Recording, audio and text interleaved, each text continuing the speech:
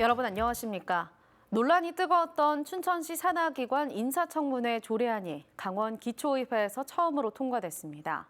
육동한 춘천시장 취임 초 여야 시의원들 간 의견이 맞서면서 무산됐다가 1년 만에 의회 운영위원회에서 가결된 건데요. 인사청문회를 꺼려왔던 춘천시는 고민에 빠졌습니다. 허주희 기자입니다. 지난해 10월 국민의힘 춘천시 의원들이 춘천시에 요구했던 인사청문회 도입에 대해 철회를 선언했습니다. 더불어민주당 의원들과 춘천시에 책임을 돌렸습니다. 겉으로는 협치를 말하며 민주당 의원들에게 보호 요청하는 듯한 행위는 시민의 생각과 역행하는 모습이며 인사청문회는 오늘로써 시장이 거부하는 것으로. 당시 더불어민주당 의원들은 시의회에서 춘천시에 전달했다는 인사청문 협약서를 아예 보지 못해 절차상 문제가 있다고 맞섰습니다. 이 협약안이 나오기를 사실은 기다리고 있었고 이게 나왔을 때 조문 하나하나씩 같이 좀 보려고 했었거든요. 그것이 전혀 이제 없었던 거죠. 1년이 지나 춘천시 산하기관장에 대한 인사청문회 조례안이 국민의힘 의원 대표 발의로 의회에 상정됐습니다.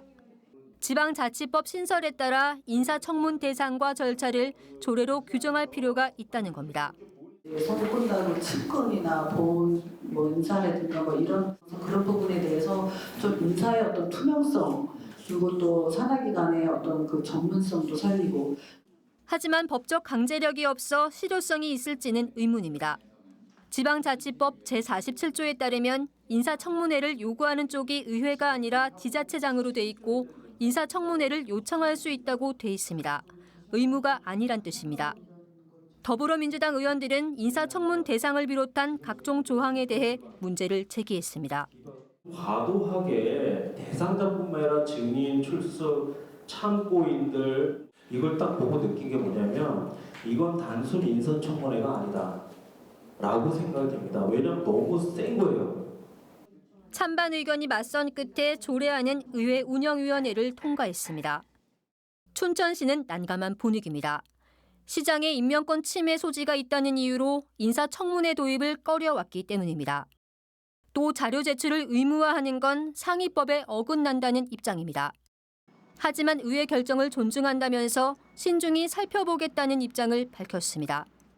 우리 시는 그 도입 여부에 대해서 여러 가지 실효성을 따져서 신중하게 검토해 보도록 그렇게 하겠습니다. 현재 인사청문회를 도입한 전국 기초의회는 31곳, 강원 18개 기초의회 중에서는 처음입니다.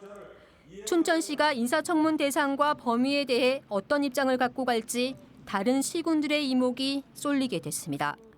MBC 뉴스 허주입니다.